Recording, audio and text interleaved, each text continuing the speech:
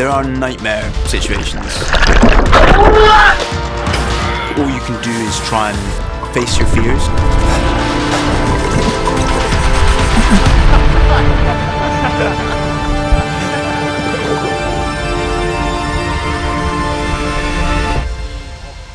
We're about to row across the entire Pacific Ocean, non-stop and unsupported, 9,000 miles from Peru to Australia. Part of the mental preparation for doing this row has been looking at our fears to do with it. What are the things we're most scared of? And then trying to introduce measures which expose you to those fears to make them less unknown. We are practicing some real life scenarios of going overboards, getting into a life raft, or, it's all the worst case scenarios, going through each of the steps and exposing ourselves to what we need to do when push comes to shove. If the boat has, let's say, capsized and then caught fire, one of us would have to dive under, release the life raft from its compartment in the center of the boat, drag the life raft out, and then pull the pin in the life raft, and the life raft will inflate. Inside the life raft, you've got some emergency water supplies, emergency food rations, but you haven't got everything in the life raft. So we would also have to dive under the boat, and in the front cabin is our grab bag, all the essential bits of kit we need to survive without the boat. Handheld water pump, flares, more emergency water, a thing called a PLB, which is a personal locator beacon. When you deploy those beacons, it informs the Coast Guard back in the UK. The UK Coast Guard would relay the message to any ships in the surrounding area, and law by sea is that the nearest vessel is meant to come to your aid. In the middle of an ocean, there is no support net. You are entirely self-reliant.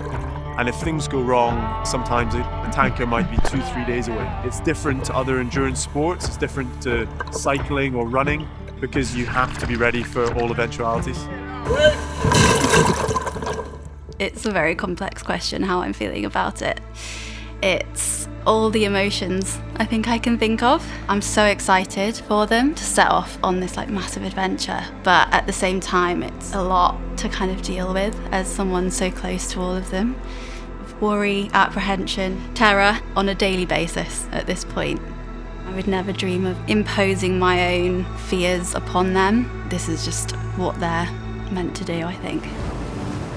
I genuinely am excited for them, but one of the things I'm really quite scared about is they are on this little rowboat. If something goes wrong with the tracking and there's a big cargo ship or something and it doesn't see them, that is a fear of mine. The biggest worry for me is that one of them is not going to come back. And that's not to say that I don't trust in their abilities, that they are so prepared. It's being in an environment that is so volatile. One of the key ways of sort of mentally preparing has been working with Chloe Lanthier. Big difference between their preparation for the Pacific versus the Atlantic is the time they're going to be at sea. We're thinking for the Atlantic, 35, 40 days, and now we're looking at 4 months. There's more wear and tear. It's going to be more intense because it's longer. So we want to accumulate energy and we don't want to accumulate fatigue. So it's a whole different preparation, larger commitment. It's very multidimensional. They do a lot of dynamic movement, exercise after exercise, but it's very high intensity, so it involves the cardiovascular system. So we work their kinetic chain, the movement on the boat, and basically preparing their body the way they're going to move for 4 months on the ocean. Being able to go fast for longer, being able to row sleep deprived, lower calorie intake. So I change their metabolism to be able to be more efficient at using fat, less carbs. It's been a lot of time rowing a rowing machine, usually 2 hours in a day, about 6 times a week. We've got quite a lot of gym work, which is making sure that our joints, our muscles are ready for a large number of cycles, so many repeated actions on our body. You're in it and you cannot get off until you get to the other side. So managing injuries is really, really important. Even a small blister, if you don't look after it in a dangerous situation where you need to turn the boat around, and you need all the energy you can possibly muster to do that. If you can't step up at that moment, then yeah, it's dangerous.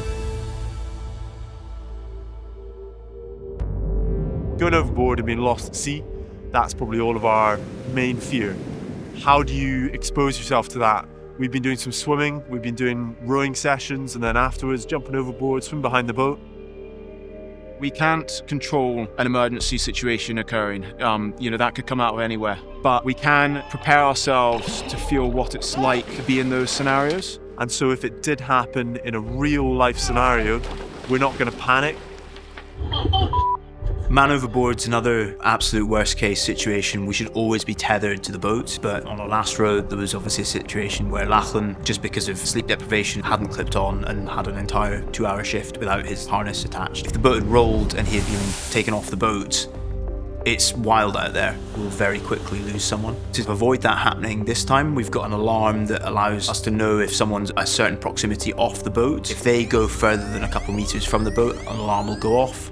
We'll get up. We then have grab lines that we can throw out to someone that's in the water.